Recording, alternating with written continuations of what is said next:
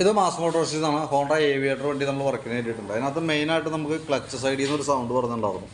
അതേപോലെ തന്നെ വണ്ടി സൈഡ് വലിവ് പറയുന്നുണ്ട്, ഫ്രണ്ട് സൈഡ് വലിവ് പറഞ്ഞിട്ടുണ്ട്. ചോക്കിൻ്റെ കേബിൾ ടൈറ്റ് ഉണ്ട്, അത് മാർട്ടിനേഴ്സ് പറഞ്ഞിട്ടുണ്ട്.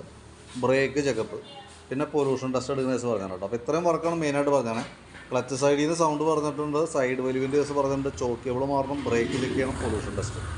അപ്പോൾ നമ്മൾ വണ്ടി ക്ലച്ച് സൈഡിൽ നിന്ന് സൗണ്ടിൻ്റെ ഒരു വ്യത്യാസം ഉള്ളതുകൊണ്ട് വണ്ടി നമ്മൾ കയറ്റി ചെക്ക് ചെയ്തു. അപ്പോൾ നിലവിൽ ക്ലച്ചിൻ്റെ ഭാഗത്ത് ക്ലച്ചിൻ്റെ വീലുകൾ കംപ്ലൈൻ്റ് ഉണ്ട്, പക്ഷേ അതിൻ്റെ ഒരു പ്രശ്നമല്ല നിലവിൽ കാണിക്കാം. ഇതിൻ്റെ ഈ ബാക്കിലത്തെ ഗിയർ ട്രാൻസ്മിഷൻ്റെ വീലുകളിലേക്ക് പോകുമ്പോൾ ഈ ക്ലച്ച് ഷാഫ്റ്റിൻ്റെ ഇവിടുത്തെ ടീത്തിനകത്ത് ഈ വന്ന ഭാഗത്ത് അതിൻ്റെ ഉള്ളിൽ ചെറിയ സൗണ്ട് വേരിയേഷൻ വരുന്നുണ്ട്. അത് തേയ്മാനം അബ്നോർമലായിട്ടുള്ള രീതിയിലുള്ള തേയ്മാനമാണത്. അത് കൃത്യമായിട്ട് അത് അഴിച്ച് നോക്കിയാലാണ് അതിൻ്റെ ഏത് വീലുകളാണ് ഡാമേജ് വന്നേക്കണമെന്നുള്ളത് നമുക്ക് അറിയാനായിട്ട് പറ്റുള്ളൂ. മിക്കവാറും അതിൻ്റെ ഉള്ളിൽ വരുന്ന ഒരു ചെറിയൊരു സ്പോക്കറ്റ് ഷാഫ്റ്റുണ്ട്, അതിൻ്റെ ഉള്ളിൽ വരുന്ന ഒരു വീലുണ്ട്. മിക്കവാറും അതായിരിക്കണം, പക്ഷേ അത് തന്നെയാണോ എന്നുള്ള ദിവസം അഴിച്ച് നോക്കിയാലാണ് അറിയാൻ പറ്റുള്ളൂ. അപ്പോൾ നമ്മളത് ചെയ്യാൻ അത് വീല് അഴിച്ചിട്ട് നമുക്ക് അതിൻ്റെ ഡാമേജുള്ള ഭാഗങ്ങൾ ചെയ്യാൻ തയ്യാറാണെങ്കിൽ മാത്രം നമ്മളത് അഴിച്ചിട്ട് കാര്യമുള്ളൂ. ഏകദേശം അതിൻ്റെ ഗിയർ വീലുകൾ ഇപ്പോൾ ഫുൾ സെറ്റ് ഫൈനൽ ഡ്രൈവ് ഇപ്പോൾ വീല് പിടിപ്പിക്കുന്ന ഷാഫ്റ്റിൻ്റെ വീലടക്കം ഫുൾ സെറ്റാണ് വന്നതെന്നുണ്ടെങ്കിൽ ഏകദേശം ഒരു 14,000 രൂപ ചിലവിൻ്റെ കേസാണ് ഗിയറിൻ്റെ സെറ്റ് വരുമ്പോഴത്തേക്കും. അതായത് സ്പോക്കറ്റിൻ്റെ വീല്, അതിൻ്റെ ഉള്ളിൽ തന്നെ കുട്ടി പിന്നെ ഒരെണ്ണം വന്നിട്ടുണ്ട്, അതിൻ്റെ ഉള്ളിൽ വേറെ വീല് വന്നിട്ടുണ്ട്, പിന്നെ ഫൈനൽ ഡ്രൈവ്, അങ്ങനെ മൊത്തം 4 വീലുകളാണ് വരാം. അപ്പോൾ അത് ഏതിനൊക്കെയാണ് ഡാമേജ് ഉള്ളതെന്ന് ദിവസം നമുക്ക് അഴിച്ച് നോക്കിയാലാണ് അറിയാൻ പറ്റുള്ളൂ. അപ്പോൾ അത് ചെയ്യാനായിട്ടുള്ള തയ്യാറാണെങ്കിൽ മാത്രമേ നമ്മളത് അഴിച്ചിട്ട് കാര്യമുള്ളൂ, അല്ലെങ്കിൽ ഈ രീതിയിൽ തന്നെ വണ്ടി ഉപയോഗിക്കുക.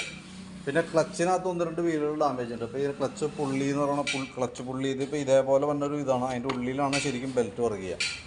ആ വീലുകൾ നമ്മൾ പീസാക്കിയിട്ട് ചെക്ക് ചെയ്യുന്ന സമയത്ത് അതിൻ്റെ ഈ ഭാഗത്തൊക്കെ ഹോളൊക്കെ ഓവലായി പോയിട്ട് തേയ്മാനം വന്നിട്ടുണ്ട്. പക്ഷേ ആ രീതിയിൽ ഓടിയത് കൊണ്ട് നമുക്ക് ഈ സൗണ്ട് വ്യത്യാസം വരില്ല, പറഞ്ഞ മനസ്സിലായി. അപ്പോൾ അങ്ങനെ ഇതിൻ്റെ പ്രശ്നം കൊണ്ട് വലിയിലൊക്കെ ചെറിയ വേരിയേഷൻ വരും, പക്ഷേ നമുക്ക് ആ സൗണ്ട് വ്യത്യാസം കാണിക്കുന്നത് ഗിയറിൻ്റെ വീലുമായി ബന്ധപ്പെട്ട് ആ ഭാഗത്ത് തന്നെ കംപ്ലൈൻറ്റുമായി ബന്ധപ്പെട്ടാണ്. ഇതിനകത്ത് ക്ലച്ചിലേക്ക് വരുമ്പോൾ ഈ 2 വീല് കംപ്ലൈൻറ്റ് കാണിച്ചിട്ടുണ്ട്.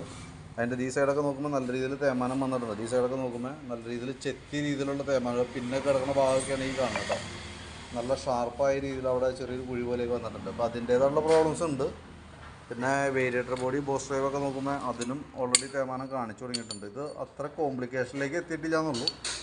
പക്ഷേ ഇതൊക്കെ സൗണ്ട് ഒരു പരിധി വരെ സൗണ്ടിനെയൊക്കെ വരാനായിട്ടുള്ളൊരു കാരണം എന്ന് പറഞ്ഞാൽ ഈ വീലുകളുടെ തേയ്മാനങ്ങളൊക്കെയാണ് കേട്ടോ. ഏറ്റവും ഇമ്പോർട്ടൻ്റ് ആയിട്ടുള്ള ക്ലച്ചിൽ വന്നാണ് പ്രോബ്ലം. അതുകൊണ്ടാണ് നമുക്കൊരു നോർമൽ അല്ലാത്ത രീതിയിലുള്ള സൗണ്ട് തന്നെ. പിന്നെ അതിൻ്റെ ബെൽറ്റൊക്കെ നമ്മൾ ചെക്ക് ചെയ്യുമ്പോൾ ബെൽറ്റ് കമ്പനി ബെൽറ്റാണ് കിടക്കുന്നത്, ഹോണ്ടയുടെ ഒറിജിനൽ ബെൽറ്റാണ്, പുതിയ ബെൽറ്റാണ് കേട്ടോ. അത് വേറെ ഡാമേജൊന്നുമില്ല. പിനിയൻ്റെ ഭാഗത്ത് പിനിയൻ സ്റ്റാർട്ടർ, അതായത് ബെൻഡെക്സിൻ്റെ ഭാഗത്ത് നോക്കുമ്പോഴും അതും ഓൾറെഡി വർക്കിംഗ് ഒക്കെയാണ്, വേറെ പ്രോബ്ലം ഒന്നുമില്ല. ക്ലച്ച് ഷൂ ഒക്കെ ആയാലും പുതിയ ക്ലച്ച് ഷൂ ആണ്. അങ്ങനെ വേറെ ക്ലച്ചിൽ വേറെ അങ്ങനെ കാര്യമായിട്ടുള്ള ഈ വീലുകളുടെ ഡാമേജ് നോക്കിക്കഴിഞ്ഞാൽ ഏറ്റവും ഇമ്പോർട്ടൻ്റ് ആയിട്ട് നമുക്ക് ഈ വീലുകളാണ് മെയിനായിട്ട് വന്നതാണ്. അതിൻ്റെ ഒരു കംപ്ലയിൻറ്റ് ഒഴിച്ചാൽ ക്ലച്ചിൽ വേറെ പറയത്തൊക്കെ പ്രോബ്ലം ഇല്ല. കംപ്ലയിൻറ്റ് ഗിയർ ബോക്സിനകത്താണ് കേട്ടോ. പിന്നെ ബ്രേക്കിൻ്റെ കംപ്ലയിൻറ്റ്, അപ്പോൾ ബ്രേക്ക് നമുക്ക് ബാക്ക് ബ്രേക്ക് അഡ്ജസ്റ്റ് ചെയ്യാനുണ്ട്. ഫ്രണ്ടിലേക്ക് വരുമ്പോഴത്തേക്കും ഫ്രണ്ട് ബ്രേക്കിൻ്റെ കേബിൾ ലോഡായിട്ട് കാണാം. അപ്പോൾ അതുകൊണ്ട് തന്നെ ബ്രേക്ക് ക്ലിയറായിട്ട് വർക്കാവില്ല. ഈ ബ്രേക്കിൻ്റെ കേബിൾ ലോഡായി കാണും കേട്ടോ. അപ്പോൾ ബ്രേക്ക് അഴിച്ച് ക്ലീൻ ചെയ്തതിന് ശേഷം നമുക്ക് ആ ബ്രേക്കിൻ്റെ കേബിൾ നമുക്ക് മാറ്റിയിടണം. ബാക്ക് ബ്രേക്കും ഒന്ന് അഴിച്ച് ക്ലീൻ ചെയ്തിടാം. പിന്നെ വണ്ടി സൈഡ് വലിവിൻ്റെ കേസ് പറഞ്ഞിട്ടുണ്ട്. സൈഡ് വലിവ് മെയിനായിട്ട് ഞാൻ ഓടിക്കുമ്പോൾ എനിക്ക് തോന്നിയത് ഈ ബാക്കിലത്തെ ടയറൊക്കെ തീരെ തീർന്നേക്കുന്നുണ്ട്, പറ്റ തീർന്നു കൊടുക്കുന്നതാണ്. അപ്പോൾ അതുകൊണ്ട് തന്നെ റോട്ടിൽ കൃത്യമായിട്ടുള്ള ഗ്രിപ്പ് വണ്ടിക്ക് കിട്ടുന്നില്ല. അപ്പോൾ അതിൻ്റെ ഒരു പാളിച്ചല്ലാതെ വേറെ നമുക്ക് ഫോർക്കിൻ്റേതായിട്ടുള്ള സൈഡ് വലിവ് അങ്ങനത്തെ പ്രോബ്ലം ആയിട്ടൊന്നും എനിക്കൊന്നും ഫീൽ ചെയ്തില്ല. അങ്ങനൊരു കംപ്ലയിൻ്റ് ആയിട്ടൊന്നും തോന്നിക്കാറ് കേട്ടോ. പിന്നെ ഈ സൈഡിലത്തെ ഈ ഫ്രണ്ട് ടയറൊക്കെ നോക്കുകയാണെന്നുണ്ടെങ്കിൽ ഈ സൈഡ് ഒരല്പം തേയ്മാനം വ്യത്യാസമൊക്കെ ഉണ്ട്. അപ്പോൾ അതിൻ്റെ ഒരു പ്രോബ്ലമാണ് മെയിനായിട്ടുള്ളത്. അത് നമുക്ക് ബാക്ക് ടയർ ഇപ്പോൾ മാറ്റിയിട്ട് കഴിഞ്ഞാൽ ഒരു പരിധി വരെയൊക്കെ അതിൻ്റെ കേസ് സോൾവ് ആയിക്കോളും. പിന്നെ ചോക്ക് കേബിൾ എന്തെങ്കിലും മാറ്റിയിടണം, സ്റ്റെക്കാണ്. ഇത്രയും കേസാണ് മെയിനായിട്ടുള്ളത്. പിന്നെ പൊല്യൂഷൻ്റെ കേസ് ആദ്യം നമുക്ക് പൊല്യൂഷൻ പോയി എടുത്തു നോക്കേണ്ടി വരും. അത് റെഡി ആയില്ല എന്നുണ്ടെങ്കിൽ ഈ പറഞ്ഞ രീതിയുടെ കാർബറേറ്റർ തുടങ്ങിയ എയർ ഫിൽറ്ററിൻ്റെ ഭാഗമൊക്കെ ഫുള്ളായിട്ട് അഴിച്ച് ക്ലീൻ ചെയ്തതിന് ശേഷം വീണ്ടും എടുക്കേണ്ടി വരും കേട്ടോ. എന്തായാലും താമസം വന്ന വർക്കാണ്. ഇപ്പോൾ ഗിയർ ബോക്സിൻ്റെ ഭാഗമെല്ലാം അഴിക്കുമ്പോൾ താമസം വന്ന കേസാണ്. ഇന്നത്തേക്ക് ആവില്ല. പൊല്യൂഷൻ ആയാലും നമുക്ക് ഇപ്പോൾ വണ്ടി ഇപ്പോൾ കുറച്ച് ലേറ്റായിട്ട് കയറിയാണ്. അപ്പോൾ ഇന്നത്തേക്ക് എന്തായാലും തീരില്ല വണ്ടി കേട്ടോ. അപ്പോൾ നോക്കിയിട്ടൊന്നും പറയാം.